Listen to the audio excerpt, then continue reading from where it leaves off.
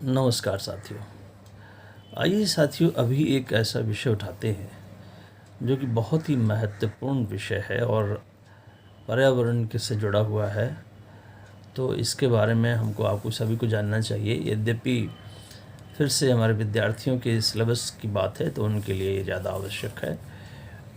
बाकी सब लोगों के लिए इसलिए आवश्यक है क्योंकि वो लोग पर्यावरण को सही रखने में अपना कंट्रीब्यूशन कर पाएँ या कि उसको पॉल्यूट होने से रोक सकें। तो जी हाँ, मैं बात कर रहा हूँ ग्रीन हाउस इफ़ेक्ट की। तो इस संदर्भ में मैं आपसे ये बात कहना चाह रहा हूँ कि आपने देखा होगा कि सूर्य की जो रोशनी है उससे हमारी पृथ्वी गर्म होती है ना, और वो किरणें आती हैं। वे किरणें पृथ्वी से फिर परावर्तित होकर फिर लौट जाती हैं। तो उसमें कुछ जो रेज़ हैं या कुछ जो हीट है, आप समझें कि वो पृथ्वी में एब्जॉर्ब हो जाती है और कुछ उसका हिस्सा वो रिफ्लेक्ट होकर वापस लौट जाता है। ये जो वापस लौटने वाला जो उसका जो हिस्सा है सन के रेडिएशन का, इसको हमारा वातावरण एस्केप होने से रोक लेता है, मतलब वातावरण में ही वो रह जाता है।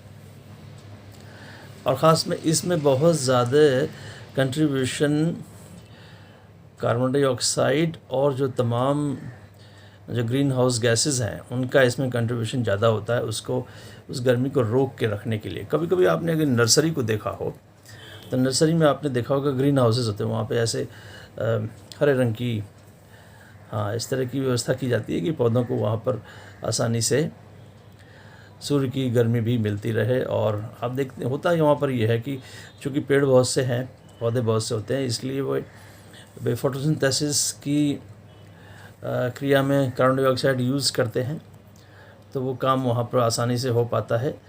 आप मतलब उनको आप समझो कि सूर्य की रोशनी भी मिल रही है और कार्बन डाइऑक्साइड भी वहाँ पर है वातावरण वाली, तो वो अच्छे से अपना प्रकाश संश्लेषण कर पाते हैं। वो अपनी जो छोटे छोटे पौधे हैं उसको बड़ा होने का अवसर मिलता है नर्सरी में।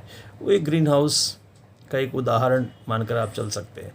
तो वहाँ पर भी वो जो कवर बनाया गया ग्रीन कलर का, उसका काम यही है कि वो उस सन की जो हीट वहाँ पर आ रही है उसको थोड़ा सा रोक के रखे उसी कवर में, सो दैट ये अपना काम आसानी से हो सके।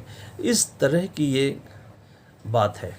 अब यहाँ पर क्या हो रहा है, कार्बन डाइऑक्साइड बहुत अच्छा है थोड़ी मात्रा में हो वातावरण में, और पौधे उसको इस्तेमाल कर लें। ह्यूमन वेस्ट के तौर पर कार्बन डाइऑक्साइड निकलती है, पौधे उसको इस्तेमाल कर लेते हैं तो अच्छा रहता है, बैलेंस बना रहता है। लेकिन अब पेड़ों की कटाई लगातार होती जा रही है, डिफॉरेस्टेशन हो रहा है, पेड़ काटे जा रहे हैं।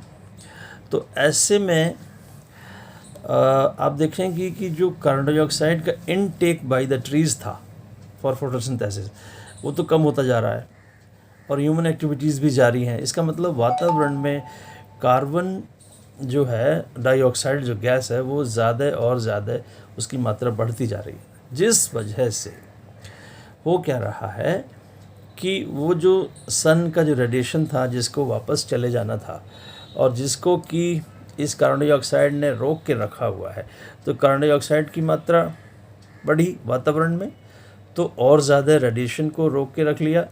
इससे पृथ्वी दिन ब दिन गर्म होती जा रही है। तो ये जो ग्रीन हाउस इफ़ेक्ट है इसके कारण अल्टीमेटली ग्लोबल वार्मिंग हो रही है।